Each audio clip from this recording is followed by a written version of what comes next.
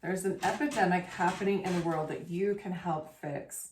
What lengths would you go to help protect children and teens, their innocence, their mental health, and in extreme cases, even their lives? Would you do it?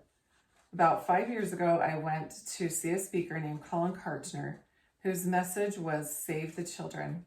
The things that he talked about that night have helped shape how we have taught our children about social media and how careful I have been on social media. He often spoke to large audiences of families, children, and teens, and even adults to help get his message across.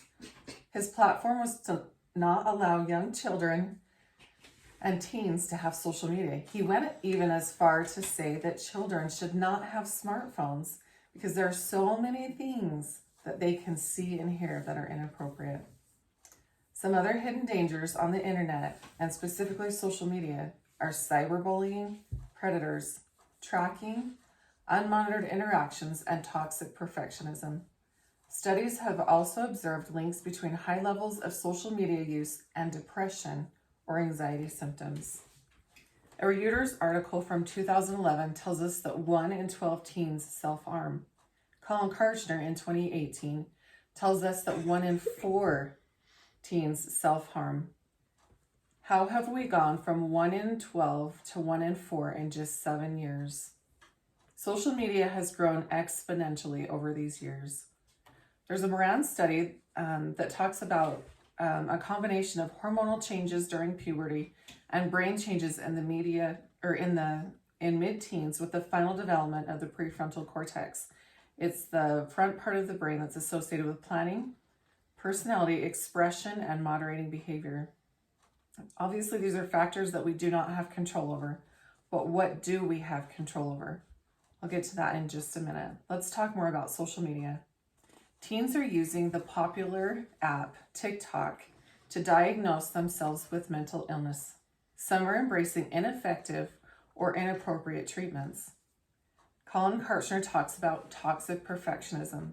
That's when we see all these great things on social media and we see how amazing and beautiful and glamorous someone's lives are. We see their highlight reels and we think, how come my life isn't that amazing? And children and teens have developed something called FOMO, which is the fear of missing out. Teddy Roosevelt said, "Comparison is the thief of joy." Our teens are less happy because of this comparison. In 2019, School Crime Supplement to the National Crime Victimization Survey talks about how 16% of students in grades 9 through 12 have experienced cyberbullying. I work in a high school and I dare say that 16% is a really low percentage, and it's from 4 years ago. Did you know that with social media apps such as Snapchat, and even when we post pictures online, if we have not turned off our location, that people can track us? They can find out where we live, where our children go to school, and if we post while we're on vacation, our homes are vulnerable. YouTube is a great source for learning and education, but did you know that children and teens will spend so much time watching other people do things that they're not learning and they're not being as creative as they used to be? This is creating a huge void in our world. My husband is a high school welding teacher and has found over the past several years that his students are unable to do the things that they used to do. They don't know the tools like they used to, they don't know how to use them, and he has to start back at the basics with a lot of his students, and it has limited how much curriculum he is able to teach in his classes. Despite teaching our children, enforcing rules, and being careful, ask, watch, and listen to your instincts. In 2020, when the world was shut down from the pandemic, we had taught our children the dangers of online predators and things like that. And one of our rules was that our children had to game with friends online and not with people that they didn't know. I was sitting there late one night and my daughter was playing a game. And I thought, well, it's kind of a strange time for her to be playing a game with somebody that we know. And so I asked her who she was playing with. And she proceeded to tell me that she had friended someone just online through the game, and he had started grooming her. He was 21, he lived in Vegas, he'd been fired from his job and didn't have a driver's license. When she told us these things, we got really worried, and she just couldn't understand why it was such a worry to us. She cried all night and thought we were the worst parents ever. Although this is a scary situation, obviously we did not let it continue. But it's important that we talk to our children and that they know the boundaries and rules. Some things that we can do to help our children be safe online and with social media is to be the example, to start with ourselves, to make sure that we are being careful online, that we're not posting when our children are at school, where they go to school. We're not posting things that we shouldn't. I even don't put my children's names on social media, and I've asked family not to as well.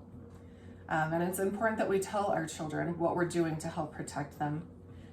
We also need to decide ahead of time what we are going to do when our children come to us with a concern or something that's happened to them through social media or online.